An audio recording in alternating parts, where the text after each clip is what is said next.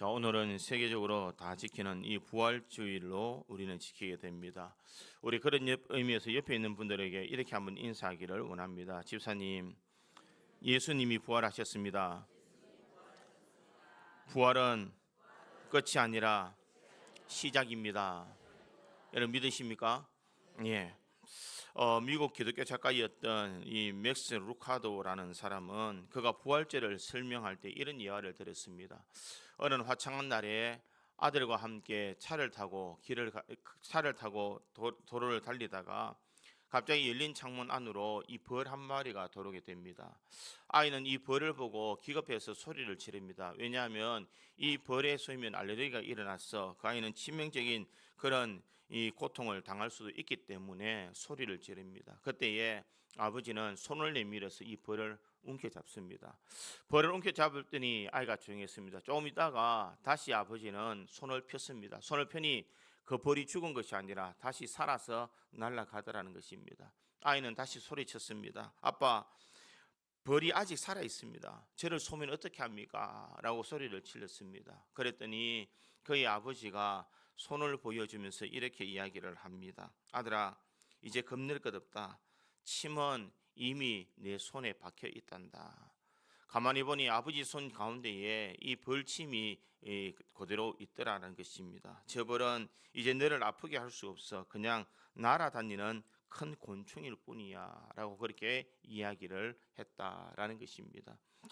어떻게 보면 이것이 부활의 의미라고 말할 수가 있습니다. 인류의 영원한 공포라 모아라 넣었던 사망의 무서운 법이 우리의 주의를 맴돌며 위협했지만 우리 예수 그리스도께서 십자가에서 그 사망의 독침을 자신의 몸을 친히 받아내셨다라는 것입니다. 그리고 사흘 만에 죽으셔서 부활하셨으므로 우리에게는 다시는 이는 사망의 무서운 이는 고통이 우리에게는 다가오지 않는다라는 것입니다. 그러기에 이 우리에게 부활은 우리에게 천국에 들어가는 관문이자 또 끝이 아니라 새로운 시작의 삶을 살아갈 수 있는 은혜의 방편이다라는 것을 말씀하고 있습니다. 오늘 우리가 읽었던 본문의 말씀에 보면은 이 본문의 말씀에는 이 안식 후 첫날의 이른 아침에 아직 어두울 때에 이 제자들과 여인들이 이 처음 자신의 절망의 마음을 누르고 예수님의 무덤을 향해서 달려가고 있습니다. 그 여인이 누구인가? 바로 막달라 마리아입니다. 이 막달라 마리아는 단순히 예수님이 스승이나 위대한 랍비를 이야기하는 것이 아닙니다. 과거에 7 귀신에 들려서 인생이 파괴되고 사회적으로 매장당했던 그녀에게 예수님께서 찾아와 주셔서 구원의 손길을 내밀어 주었습니다.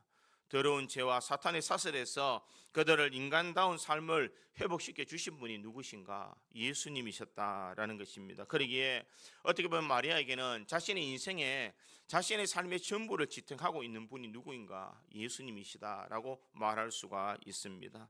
그러기에 그는 삶의 이유이자 그 삶의 자체였던 예수님께서 이제는 돌아가셔서 무덤 속에 있습니다. 마리아는 자신의 삶의 현실을 지금 참 참혹하게 바라보았을 것입니다.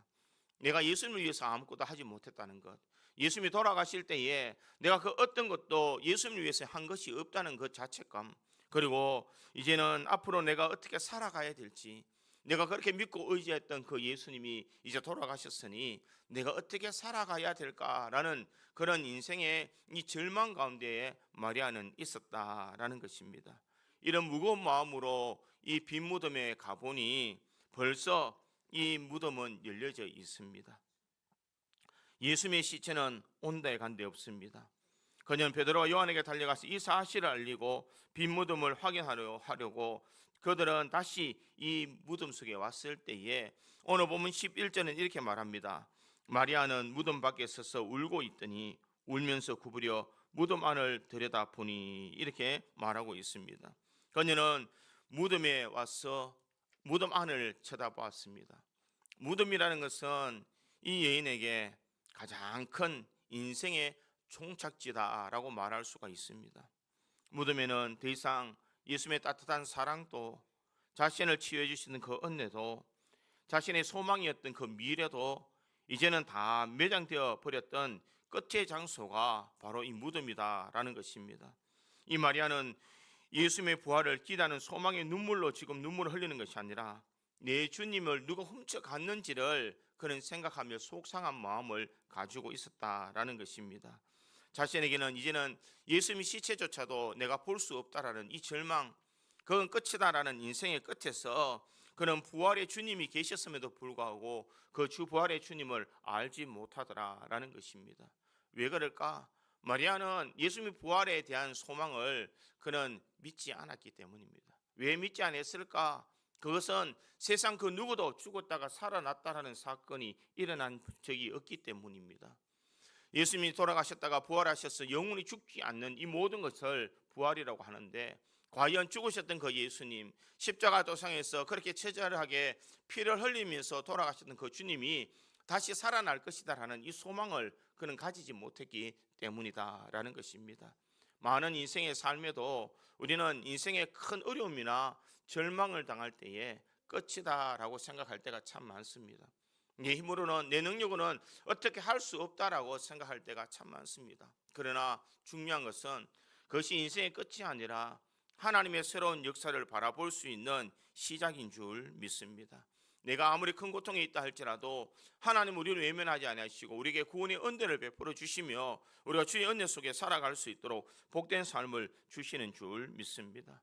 그래서 저는 오늘 본문의 말씀을 통하여서 이 부활의 주님의 주님이 이 죽음의 끝자락에 있어 우리에게 그것이 끝이 아니라 내가 너희와 함께하는 새로운 시작이다라는 것을 분명히 말씀해 주시는 줄 믿습니다. 그래서 저는 오늘 본문의 말씀을 통하여서 부활하신 그 주님이 마리아의 눈물을 닦아주시고 우리 인생을 바꿔주신 그 부활의 산 소망이 우리에게 어떻게 적용되어지는지를 한번 생각해 보므로 이 부활의 아침 우리 주님을 찬미하며 부활하신 주님을 영광으로 맞이할 수 있는 우리 구지장로교회 모든 성도들이 되기를 주님의 이름으로 축원드립니다. 첫째로 이 부활은 끝이 아니라 시작인 것은 절망의 끝자락에서 부활이 시작되기 때문입니다. 오늘 보면 11절에서 13절까지의 말씀에 보니 이렇게 나와 있습니다. 마리아는 무덤 밖에 서서 울고 있더니 울면서 구부려 무덤 안을 들여다보니 흰옷 입은 두 천사가 예수의 시체에 뉘었던 곳에 하나는 머리편에 하나는 발편에 앉았더라. 천사들이 이르되 여자여 어찌하여 우느냐 이르되 사람들이 내 주를 옮겨다가 어디 두었는지 내가 알지 못함이니이다. 이렇게 말하고 있습니다. 지금 마리아는 무덤 밖에 서서 울고 있더니 이렇게 말합니다. 여기서 울고 있다라는 그 말의 그 원문에 보면 이 클라유사라는 그런 말입니다. 이 말은 그저 흐느끼며 우는 것이 아닙니다. 대성통곡하면서 우는 것을 이야기합니다. 마리아는 지금 무덤 밖에 서서 울고 있는데 그저 눈물을 흘리는 것이 아니라 그는 통곡하고 있다는 것입니다. 예수의 시체가 없다는 것, 예수님이 이 무덤의 문이 열렸고 예수님이 보이지 않는다는 것에 그는 대성통곡하고 있더라라는 것입니다. 그의 눈물에는 예수님의 부활을 기대하는 눈물이 아니라 그는 예수님을 잃어버렸다는 이 상실감 때문에 더 이상 예수님을 만날 수 없다는 이 상실감 때문에 그는 울고 있더라라는 것입니다. 사람들에게 내 주님을 옮겨다가 어디에 두었는지 내가 알지 못한다라고 그렇게 외치고 있습니다. 주님을 잊어버렸습니다. 내가 그렇게 사랑하셨던 분, 이제 그 죽음마저도 내가 지키지 못했지만 이제는 그 시체조차도 내가 알 수 없는 그런 현실입니다 라고 그렇게 외치고 있더라는 것입니다. 그런데 중요한 것은 이 마리아가 절망하며 울고 있는 그때에 천사들은 이미 보고 있었고 부활하신 예수님도 그 자리에 있었다라는 것입니다. 마리아에게는 절망이었지만 예수님은 절망의 그 자리를 떠나간 것이 아니라 마리아와 함께 하셨다라는 것입니다. 마리아에게는 왜 예수님이 보이지 않았을까? 예수님이 보이지 않는 이유는 바로 그의 눈물이 그를 가렸기 때문입니다. 자신이 생각하기에는 예수님은 이제 누가 훔쳐갔다, 예수님의 시체조차도 내가 알 수 없다라는 그런 절망감 때문에 누구도 다 죽었다가 살아난 역사가 있기 때문에 이 무덤은 끝이다라고 생각했기 때문이다라는 것입니다. 그러기에 그에게는 더 이상 소망이 없었기 때문에 울고 있더라라는 것입니다. 그런데 예수님은 멀리 계신 것이 아니라 울고 있는 마리아 곁에 계시더라라는 것입니다. 사람의 절망의 끝자락에 주님은 새로운 일을 시작하시고자 준비하고 계시는 줄 믿습니다. 마리아는 예수님이 죽었다고 생각하는 그 자리에서 예수님은 살아계셔서 이 마리아와 함께 하셨다라는 것, 이것은 실패의 증거가 아니라 승리의 증거였다라는 것을 그 예수님은 말씀하고 계신다라는 것입니다. 영국의 신학자였던 라이트는 이렇게 말합니다. 예수님의 부활은 단순히 죽었던 사람이 다시 살아난 사건이 아니라 이 땅에 하나님의 새로운 통치와 창조가 침입해 들어온 사건이다, 이렇게 말하고 있습니다. 절망의 자리에 주저앉아 있을 때에 우리가 기억해야 되는 것은 이 절망보다 우리 주님은 크시다라는 것을 말하고 있습니다. 성경에도 보면은 죽었다가 살아난 사람들이 몇몇 기록되어 있습니다. 그런데 그 사람의 기록을 보면서 부활했다라고 이야기 하지 않습니다. 왜냐하면 부활이라는 그 말의 의미는 죽었다가 살아나서 영원히 죽지 않는 것을 부활이다라고 이야기합니다. 그런데 그들은 성경에 나와 있어 죽었다가 살아난 사람들은 죽었다가 살아났지만 다시 죽었기 때문에 그들의 삶을 부활이다라고 말하지 않습니다. 나사로가 죽은 지 사흘이 되었을 때에 그가 예수님을 통하여서 다시 살아났지만 나사로가 부활했다라고 성경은 증거하지 않습니다. 왜냐하면 나사로가 다시 죽기 때문입니다. 다시 죽는 인생은 소망이 있는 것이 아니라는 것입니다. 우리가 바라봐야 되는 것은 죽으셨다가 살아났지만 영원히 죽지 아니하시고 지금도 살아 역사하시는 그 주님이 계시기에 그 주님을 우리는 부활하셨다라고 말하고 있습니다. 그러기에 그 주님은 우리들에게 이 부활의 산 소망을 허락해 주셨습니다. 예수님께서 내가 부활한 것처럼 너희들도 부활할 것이다라는 것을 먼저 본을 보여주셨다는 것입니다. 죽은 사람이 어떻게 살아나겠느냐라고 의문을 가질 때에 나도 죽었다가 완전히 무덤에 갇혀서 사흘이 지난 후에 다시 깨어났다라는 이 사실, 이것을 나를 보고 너희들이 믿으라라는 것을 말씀하고 있습니다. 부활은 하나의 허구적인 이야기가 아니라 주님께서 살아나셨고 많은 사람들에게 살아나신 것을 보여준 사건이다라는 것입니다. 우리가 부활이 기쁜 이유는 무엇입니까? 누구나 인생은 다 죽어야 되는 인생입니다. 누구나 다 끝이 있다는 것입니다. 건강했던 사람도, 부자였던 사람도, 강건했던 사람도, 이 명예로운 사람들도 시간이 다 지나면 죽어야 된다는 것입니다. 주님이 오라 하시면 내가 하는 모든 것을 내버려 두고 주님 앞에 가야 되는 것이 우리 인생입니다. 그런데 세상에 있는 수많은 사람들은 이것이 끝이다라고 생각합니다. 그래서 그들은 무엇이라고 말하느냐? 연결이다, 영원한 이별이다라고 이야기를 합니다. 그러나 성경에는 죽은 사람들을 가리켜서 죽었다라고 말하지 않습니다. 성경은 죽은 사람들을 잔다라고 표현하고 있습니다. 왜 그럴까? 우리는 다시 부활할 수 있기 때문인 줄 믿습니다. 예수님의 부활하심이 우리에게는 이 부활의 산 소망이 될 수 있기 때문입니다.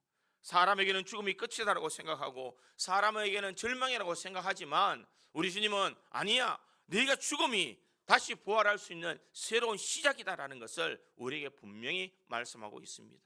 이것이 바로 우리에게 부활의 소망인 줄 믿습니다. 그리고 우리 인생에 어떤 일이 있더라도 우리를 도와주신 그 주님을 우리들이 바라보아야 될 줄 믿습니다. 주님은 지금 우리들에게 나타나셔서 울고 있는 우리 심령에 눈물을 닦아주시며 살아계신 그 주님을 똑똑히 바라보라라고 말씀하고 계시는 줄 믿습니다. 사랑하는 성도 여러분, 때로는 인생에도 절망의 순간이 있습니다. 끝이라는 것도 생각할 때도 있습니다. 그러나 이것이 우리들에게는 끝이 아니라 부활을 꽃피우기 위한 마중물이 될 수가 있는 줄 믿습니다. 세상은 무덤을 끝이다라고 말하지만 우리는 그 돌문 안에서부터 주님은 다시 살아날 준비를 하고 계시다는 것을 우리는 분명히 깨달아야 될 줄 믿습니다. 그러기에 믿음의 성도들의 삶에는 절망이 끝이 아니라 다시 주님의 역사를 바라볼 수 있는, 기적을 체험할 수 있는 부활의 현장임을 우리는 깨달아야 될 줄 믿습니다. 마리아는 무덤이 끝이라고 생각했지만 그곳에는 예수님이 계셨기 때문에 다시 부활하신 그 주님이 새로운 일을 역사하시는 새로운 사역의 시작이다라는 것을 말씀하고 있습니다. 그러기에 부활은 끝이 아니라 새로운 시작인 줄 믿습니다. 우리가 이것을 바라볼 때에 하늘에 산 소망을 가질 수가 있는 줄 믿습니다. 지금 많은 사람들이 2000년 전에 살아나셨던 그 주님을 지금 부활주일날 우리는 섬기고 있습니다. 이 부활의 아침에서 우리가 예수를 섬길 때에 왜 우리가 이렇게 부활절을 지금 맞이하고 부활주일을 지키느냐? 그 주님은 다시 죽으신 분이 아니라 살아 역사하고 계시는 분이시기 때문인 줄 믿습니다. 과거에 돌아가신 그 주님이 다시 부활하셔서 부활의 산 증인이 되어주시고 다시 부활의 이 삶을 우리에게 보여주셨기 때문에 우리 또한 그 주님을 바라보는 믿음으로 우리는 살아가기에 이 부활의 아침을 맞이하며 예배를 드릴 수가 있는 줄 믿습니다. 믿음의 성도들의 삶에는 부활은 우리에게 끝이 아니라 새로운 시작임을 우리에게 나타내 주고 있습니다. 절망의 끝자락이 있지만 절망이 아니라 새로운 일의 시작이라는 것, 이것을 우리들이 분명히 깨달아서 이 부활의 아침 우리는 절망의 순간에도 주님을 바라볼 수 있는, 살아 역사하시는 주님을 바라볼 수 있는 우리 믿음의 성도들이 되기를 주님의 이름으로 축원드립니다. 두 번째로 이 부활의 끝이 아니라 시작인 것은 부활하신 예수님이 이름을 불러주는 순간 우리는 새로운 삶이 시작되기 때문입니다. 오늘 보면 14절을 보면 이렇게 말합니다. 이 말을 하고 뒤를 돌이켜 예수께서 서 계신 것을 보았으나 예수이신 줄을 알지 못하더라. 그런데 16절은 어떻게 말하느냐? 예수께서 마리아야 하시거늘 마리아가 돌이켜 히브리 말로 라보니 하니 이는 선생님이라는 말이라, 이렇게 말하고 있습니다. 마리아는 뒤에 계신 예수님을 동산지기인 줄 알았습니다. 영광스러운 부활의 몸을 입으신 그 주님을 자신의 눈으로 바라보았지만 그 주님을 알지 못했더라라는 것입니다. 왜 그랬을까? 마리아의 눈에는 고정관념이 있었습니다. 결코 죽은 자가 살아날 수 없다는 고정관념, 예수님이 죽음을 나는 확인했고 그 주님이 이 무덤에 묻히는 것을 내가 보았다고 확신하기 때문에 예수님이 살아나셨음에도 불구하고 그는 예수님을 바라보지 못하더라라는 것입니다. 그런데 주님께서는 단 한마디로 자신의 살아나심을 이 마리아에게 나타냈습니다. 뒤에서 마리아야 라고 그렇게 불렀습니다. 이것은 단순히 마리아를 부른 것이 아니라 그가 마리아를 불렀을 때에 원래 히브리 이 헬라어 원문에 보면 그 원문에는 이 돌이켰다라는 그런 말이 있습니다. 즉시 돌이켰다. 예수님 부르실 때에 그는 즉시 돌이켜 주님을 보았습니다. 시설만을 돌린 것이 아니라 자신의 절망과 방황 속에 있던 자신의 이 마음에서 이제 영안의 눈이 떠서 예수님을 바라보더라라는 것입니다. 죽었다라고 말씀하셨던 그 주님, 내 눈으로 확인했던 그 주님, 더 이상 살 소망이 없었던 그 주님이 말씀하신 대로 살아서 자기 곁에 계신 것을 그는 바라보았다라는 것입니다. 만약에 예수님께서 이 마리아의 이름을 부르지 않았다면 아마 마리아의 마음에는 예수님이 살아나셨음에도 불구하고 예수님이 살아난 존재로 생각하지 못했을 것입니다. 왜냐하면 자신의 영안의 눈이 뜨이지 않았기에, 예수님을 볼 수 없었기에 그는 이 소망을 잃어버렸기에 예수님이 살아나셨다는 그것을 자신은 알지 못했을 것입니다. 그러나 주님께서 마리아에게 나타나서 마리아야 이렇게 부르실 때에 그는 자신을 부르시는 분이 살아나신 예수님이시다라는 것을 그는 알 수 있었습니다. 그러기에 마리아가 돌이켜 히브리 말로 라보니 하니 이는 선생님이란 말이라.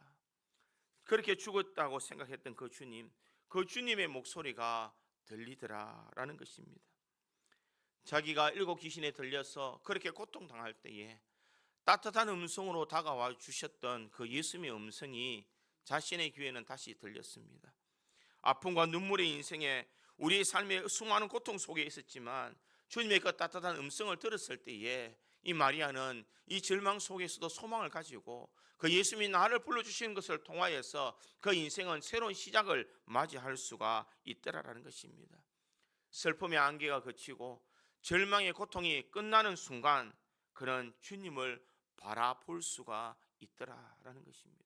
사랑하는 성도 여러분, 부활이라는 것은 살아계신 주님을 우리가 바라보는 데서 시작되는 줄 믿습니다.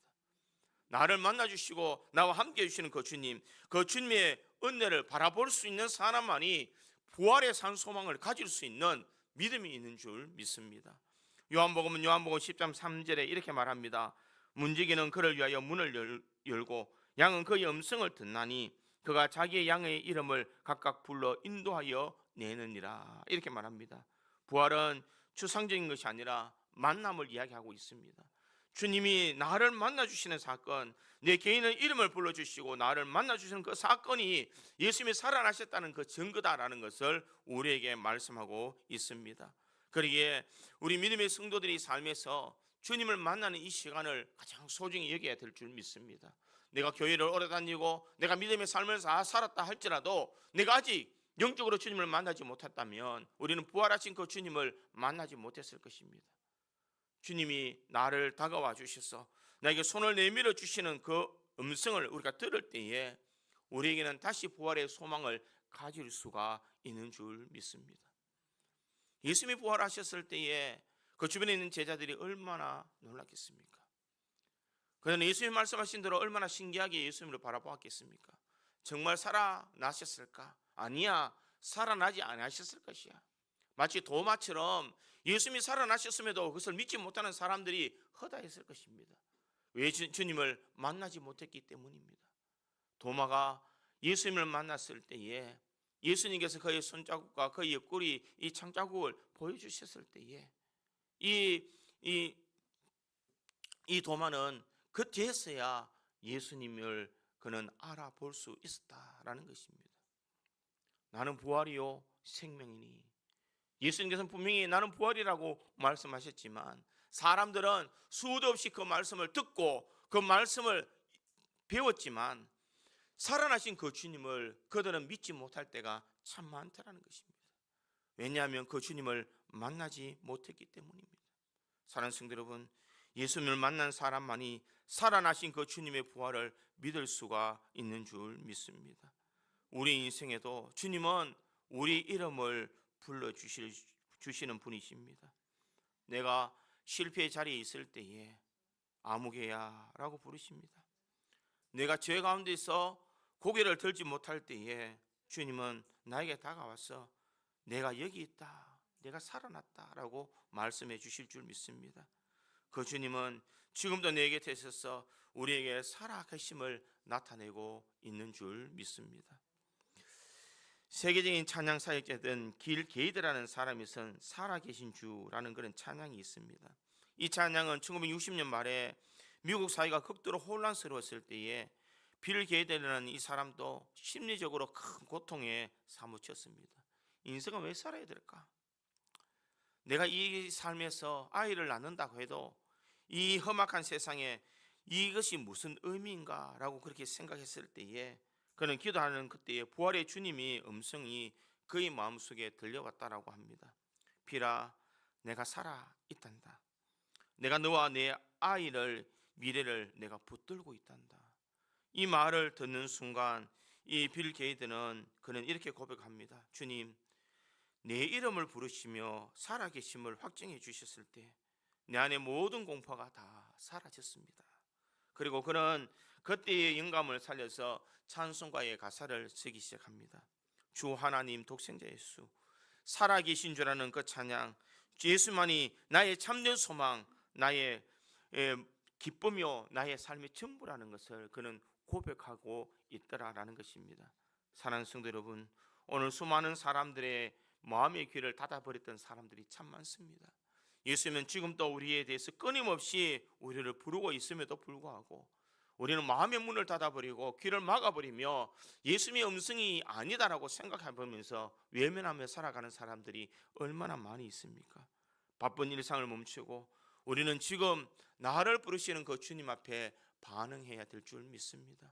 주님은 살아나셔서 지금 나를 부르셨군요. 나 같은 죄인을 다시 불러서 내가 하나님의 자녀로 살아갈 수 있는 은혜로 우리에게 채워주셨군요. 우리가 이 주님을 만날 때에 우리는 그 주님을 통하여서 우리는 산 소망을 가질 수가 있는 줄 믿습니다. 죽음의 어둠 속에서 주님은 살아나셨고 이 절망의 순간에 있는 마리아에게 나타나셨으며 마리아라고 이름을 부를 때에 이 마리아의 눈을 떠서 예수님을 보게 하신 것처럼 그 예수님은 지금도 우리의 이름을 부르시는 줄 믿습니다. 내가 여기 살아났다. 이제 너도 일어나 나와 함께 가자라고 주님은 분명하게 우리를 불러주시는 줄 믿습니다. 그런 의미에서 우리 자신에게 이렇게 한번 이 고백하기를 바랍니다. 자신의 이름을 부르면서 김동연아 내가 살아났다. 같이 해보겠습니다. 자, 시작. 자기 이름을 부르는 것이 참 쑥스러운 것 같습니다. 그죠? 주님은 지금 나한테 내 이름을 부르면서 동연아 내가 살아났어 이렇게 말하는데 우리는 그 이름을 부르는 것을 부끄럽게 생각하려면 어떻게 하겠습니까? 다시 한 번 더 가장 따뜻한 말로 예수님이 나를 부르신다는 의미로 자신의 이름을 넣어서 누구야 내가 살아났다 이렇게 한번 고백하겠습니다. 동연아 내가 살아났다. 사랑하는 성도 여러분, 예수님은 지금도 이렇게 따뜻한 음성으로 우리를 불러주실 줄 믿습니다. 내가 살아나서 부활의 산 증인이 된 것처럼 너희들이 나를 믿고 부활의 소망을 가지고 저 천국에서 나와 함께 영원한 생명을 나누자라고 주님께서는 말씀하실 줄 믿습니다. 부활은 돌아가신 분을 기념하는 날이 아니야. 다시 살아서 새로운 일을 창조하신 주님을 바라보는 역사의 날인 줄 믿습니다. 그 주님을 바라보면서 우리가 변치 않는 신앙의 삶을 살아갈 수 있는 우리 믿음의 성도들이 되기를 주님의 이름으로 축원드립니다. 세 번째로 이 부활은 끝이 아니라 시작인 것은 부활은 무덤을 떠나 사명의 자리로 가는 새로운 시작이라는 것입니다. 오늘 본문 17절과 18절에 보니 이렇게 말합니다. 예수께서 이르시되 나를 붙들지 말라. 내가 아직 아버지께로 올라가지 아니하였노라. 너는 네 형제들에게 가서 이르되 내가 내 아버지 곧 너희 아버지 내 하나님 곧 너희 하나님께로 올라간다 하라 하시니 막달라 마리아가 가서 제자들에게 내가 주를 보았다 하고 또 주께서 자기에게 이렇게 말씀하셨다 이르니라 이렇게 말하고 있습니다. 지금 마리아는 그의 발이 이 무덤에 있었던 이 사망했던 그 무덤에 달려갔던 발이었습니다. 절망이 있던 발, 그곳에는 소망이 없던 그곳에서 이제는 예수님의 말씀을 듣고 그는 예수님의 살아나심을 증거하는 사명자의 발로 바뀌었다는 것입니다. 예수님께서 나를 붙들지 말라라고 말하면서 너는 내 형제에 가서 이르되라고 그렇게 말하고 있습니다. 너는 나를 만지지 말라라고 하는 것은 예수님의 거부가 아니라 네 과거에 더 이상 얽매이지 말라라는 그런 영적인 의미입니다. 예수님께서 부활하심을 통하여서 내 아버지 곧 너희 아버지 내 하나님 곧 너희 하나님께서 올라간다 하라 하시니 이렇게 말씀하고 있습니다. 이것은 무엇을 말하고 있습니까? 예수님께서 지금 내 아버지 곧 너희 아버지 내 아버지가 너희 아버지다. 내 하나님이 곧 너희 하나님이다라는 것을 말하고 있습니다. 이것은 무엇을 말하고 있습니까? 이것은 주님은 우리를 종이나 제자를 넘어서 하나님의 자녀를 불러주셨다는 놀라운 신분을 허락해 주셨다는 것입니다. 우리는 이제 하나님을 부를 때에 예수님처럼 내 아버지라고 나의 하나님이라고 우리가 부를 수 있는 그런 하나님의 자녀가 되는 사명을 우리에게 허락해 주신 줄 믿습니다. 그러기에 우리는 그 사명을 받은 사람으로서 마리아처럼 예수를 전하는 일에 우리는 달려가야 될 줄 믿습니다. 마리아가 제자들이 가서 내가 주를 보았다 하고 또 주께서 자기에게 이렇게 말씀하셨다 이르니라 라고 말하고 있습니다. 예수님의 살아계심을 그는 이제 증거하는 삶을 살아갑니다. 예수님을 만났기에 예수님을 그는 영접했기에 그는 예수님의 음성을 들었기에 살아나신 그 예수님의 첫 증인이 되어서 그는 제자들에게 가서 예수님의 살아계심을 전하더라는 것입니다.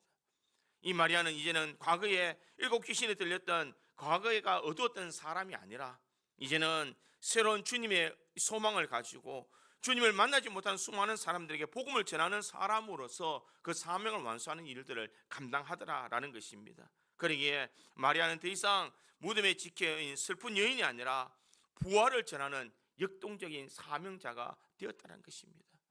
예수님이 시체가 없어졌다라고 슬퍼하는 여인이 아니라 이제는 예수님이 살아나셨다라고 담대히 전하는 그런 사명자가 되었다라는 것입니다. 독일의 신학자였던 디트리트 보네프는 이렇게 말합니다. 부활은 이 세상을 포기하게 만드는 것이 아니라 이 세상을 더욱 뜨겁게 사랑하며 그 속에서 하나님의 나라를 일구게 만드는 힘이다. 이렇게 말하고 있습니다. 부활을 믿는 사람에게는 과거의 상처에 매여 있지 않습니다. 부활의 소망이 있는 사람은 부활하신 예수를 전할 수 있는 새로운 사명이 있는 사람이다라는 것을 말하고 있습니다. 그러기에 우리 또한 이 마리아처럼 세상에 나가서 우리는 담대하게 외칠 수 있는 믿음이 있어야 될 줄 믿습니다. 예수님은 살아나셨습니다. 십자가에 달려 돌아가신 그 주님은 지금도 살아나셔서 지금도 우리를 위해서 영원한 이 천국을 준비하고 계십니다. 이 소망을 우리들이 확실을 가져야만 이 예수를 증거하며 살아갈 수가 있는 줄 믿습니다. 나를 이곳에 있게 하시고 내가 나를 예배자로 세워주시고 내가 하나님을 섬기며 믿음의 길을 달려갈 수 있도록 만드신 것은 주님께서 우리들에게 주신 사명이 있기 때문인 줄 믿습니다. 그리고 우리는 침묵하며 입을 닫고 있는 것이 아니라 우리가 주님을 보았다라고 외칠 수 있는 것, 내가 주님을 만났다라고 외칠 수 있는 믿음이 우리들에게 있어야 되는 줄 믿습니다. 내가 주님을 만났고 내가 주님을 보았고 내가 주님을 체험했다라고 말할 수 있는 사람, 이 사람이 사명자의 삶을 살아갈 수가 있는 줄 믿습니다. 지금 이 마리아는 예수님을 슬픔의 무덤에서 생명의 동산으로 바라보았습니다. 동산직인 줄 알았던 그분이 지금 내 이름을 불러주셨던 나의 주님으로 그런 고백하고 있습니다. 이제는 나를 위해 울던 자가 이제는 주를 위해 달리는 정인이 되었다라는 것입니다. 무엇을 말하고 있습니까? 사랑하는 성도 여러분, 주님께서 우리들에게 이런 은혜를 주셨기에 우리는 실패가 끝이 아니라 육신의 죽음 주사도 끝이 아니라 우리에게는 새로운 시작이라는 것을 우리에게 나타내주고 있는 줄 믿습니다. 사랑하는 성도 여러분, 마리아의 발걸음이 슬픔의 발걸음에서 부활을 증거하는 발걸음이 되었다면 우리 믿음의 성도들도 빈 무덤을 떠나서 예수를 증거하는 발걸음으로 거듭나야 될 줄 믿습니다. 말씀을 맺겠습니다. 부활은 끝이 아니라 새로운 시작입니다. 예수님이 돌아가신 줄 알았던 절망의 끝자락에서 부활하신 예수님을 나타내는 시작이었다라는 것을 우리에게 말하고 있습니다. 또한 부활하신 예수님은 마리아의 이름을 부르시는 그 순간 그는 죽었던 예수님이 아니라 살아서 자신을 부르는 예수님을 만나는 시작이 되었다는 것입니다.